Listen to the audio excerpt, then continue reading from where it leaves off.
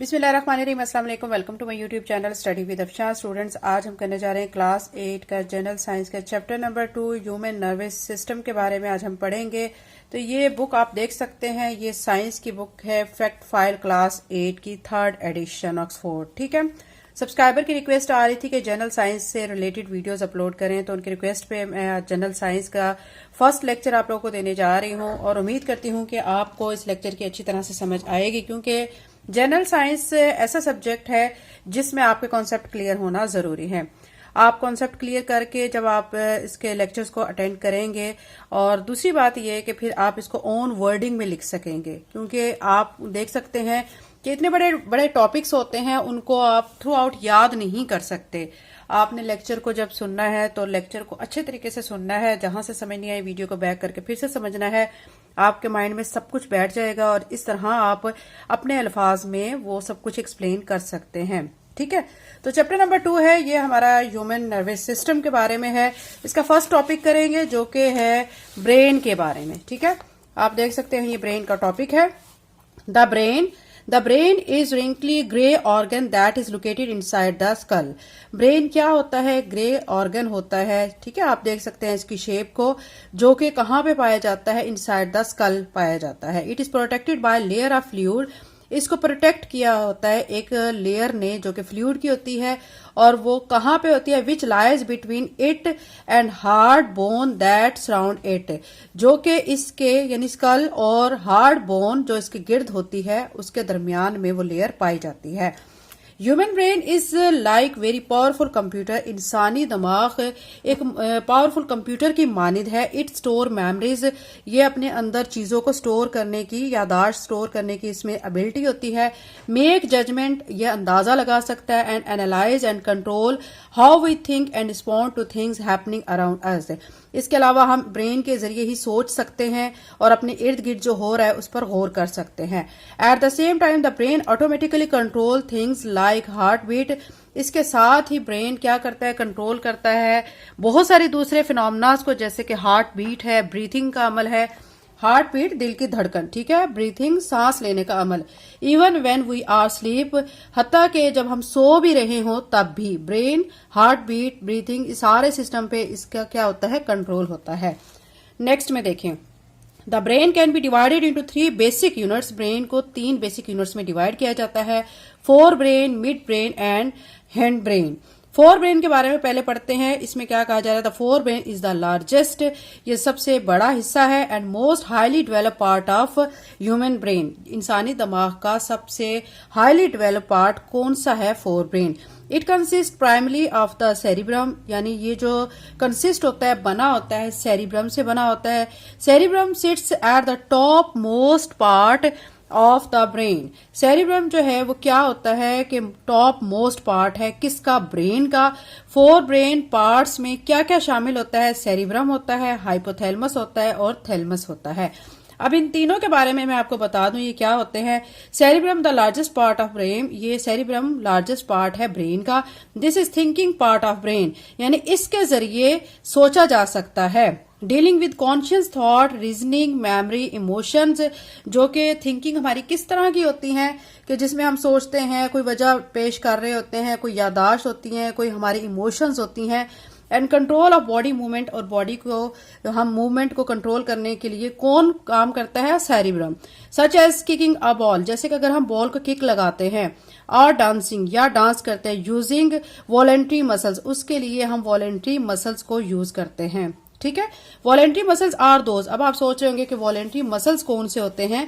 Voluntary muscles are those you choose to move like those controlling the arms and legs. ये वो muscles होते हैं जिनको आप चूज करते हैं। कैसे चूज करते हैं? जो कि आपके मूवमेंट में और कंट्रोल में काम करते हैं। जैसे कि आर्म्स की मूवमेंट है, बाजू की मूवमेंट है, टांगों की मूवमेंट है, उनको किसके जरिए कंट्रोल किया जाता है? वॉलेंट्री मसल्स के जरिए। अब नेक्स्ट में है थैलेमस। थैलेमस जो है स्मॉल स्ट्रक्चर होता है, located right above the brain, ये ब्रेन के राइट साइड पे लोकेट होता है। और ये क्या रिस्पॉन्सिबल करता है, यानी किस चीज की इसकी जिम्मेदारी होती है, ये सेंसरी इंफॉर्मेशन देता है, ठीक है, फ्रॉम द सेंस ऑर्गन। हमारी बॉडी में सेंस ऑर्गन पाए जाते हैं, उनसे ये सेंसरी इंफॉर्मेशन देता है। It is also responsible for transmitting, इसके अलावा इसका क्या काम होता है कि ये इंफॉर्मेशन को ट्रांसमिट करता है, आगे भेजता है मूवमेंट के लिए और कोऑर्डिनेशन के लिए, ठीक है। जैसे कि अगर हम एक जगह से मूव करके दूसरी जगह जाना चाहते हैं तो ये इस इंफॉर्मेशन आगे ट्रांसफर करता है। कौन सा पार्ट? थैलमस से। अब हाइपोथैलमस के बारे में पढ़ लेते हैं। Hypothalamus located at the base of brain, ये बेस ऑफ ब्रेन में पाया जाता है and just above the pituitary gland, और पिट्यूटरी ग्लैंड के बिल्कुल ऊपर होता है। It is the body thermostat, यानी ये बॉडी थर्मोस्टेट है। क्या मतलब है इसका? कि बॉडी के टेम्परेचर को कंट्रोल करता है। It regulate body temperature to keep it at constant 37 degree, यानी आप देखें कि इंसान का जो नॉर्मल बॉडी टेम्परेचर है 37 डिग्री सेंटीग्रेड है, और उसको कौन रेगुलेट करता है? वो आप देख सकते हैं हाइपोथैलमस के अंडर ये सारा कंट्रोल आता है। इफ यू टू हॉट, अगर आपको बहुत गर्मी लग रही है तो hypothalamus tells the body to sweat, तो हाइपोथैलमस क्या करता है? बॉडी को ये बताता है, ये सिग्नल भेजता है कि वो पसीना जिस्म से निकालें ताकि टेम्परेचर क्या हो? डाउन हो। If you get too cold, अगर आप बहुत ज्यादा सर्दी महसूस कर रहे हैं, the hypothalamus make you shiver, तो आप क्या करना शुरू हो जाते हैं? कांपना शुरू हो जाते हैं। Sweating and shivering are actions try to get body temperature back to normal, ये जो पसीना आता है और या आप सर्दी से जो कांप रहे होते हैं, ये किसका अमल होता है? ये हाइपोथैलमस का अमल होता है। वो क्या करना चाहता है कि बॉडी टेम्परेचर को नॉर्मल यानी 37 डिग्री पे लाने के लिए वो स्वीटिंग या शिवरिंग का मैसेज कन्वे करता है, ठीक है। नेक्स्ट में आप देखें मिड ब्रेन, ये स्मॉलेस्ट होता है और ये सेंट्रल पार्ट है ब्रेन का। मिड ब्रेन क्या करता है? कनेक्ट करता है फोर ब्रेन को और हिंड ब्रेन को। फिर इसके अलावा ये एक ब्रिज के तौर पे भी काम करता है और ट्रांसमिट करता है सिग्नल्स को, कहां से? हिंड ब्रेन से फोर ब्रेन तक। इसके अलावा इसका काम मिड ब्रेन का हमारी विजन से है, विजन मतलब देखने से है, हमारे सुनने से है, टेम्परेचर से है, अलर्टनेस से है, ठीक है, हम किसी चीज के लिए अलर्ट होते हैं। अब नेक्स्ट हिंड ब्रेन के बारे में पढ़ेंगे। It is the lower part of brain, ये लोअर पार्ट है ब्रेन का, और ये मजीद आगे कंपोज होता है किस किस से? सेरिबलम, मेडुला और पॉन्स के, ठीक है।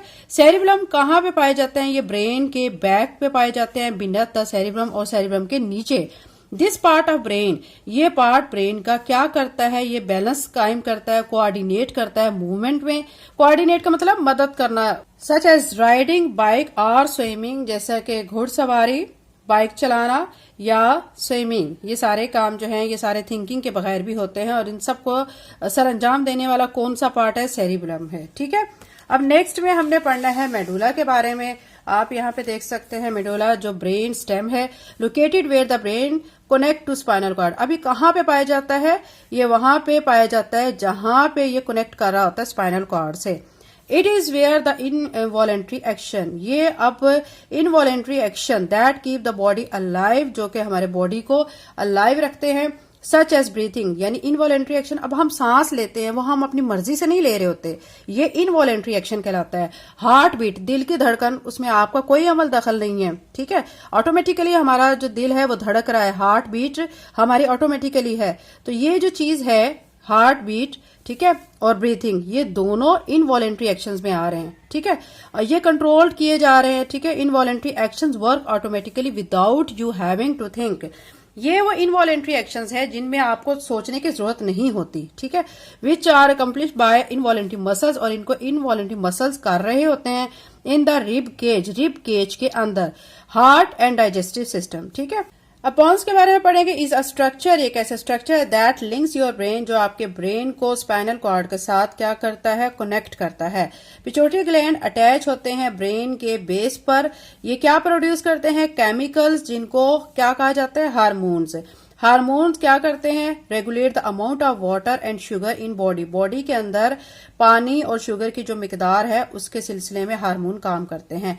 They also regulate body grow rate, इसके अलावा ये बच्चों क्या करते हैं? बॉडी का जो ग्रोथ रेट है ना, हाइट का, ठीक है, वो इसको भी ये कंट्रोल करते हैं, उसके सिलसिले में काम करते हैं।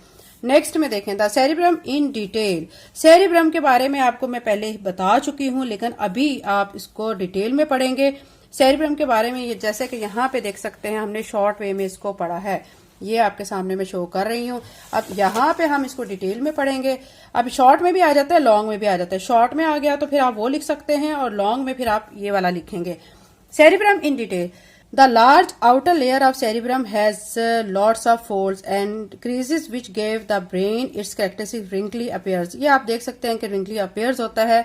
इसके अलावा इसमें काफी सारे folds हैं, ये देखें ये folds आपको नजर आ रहे हैं, ये ठीक है, wrinkly appearance है।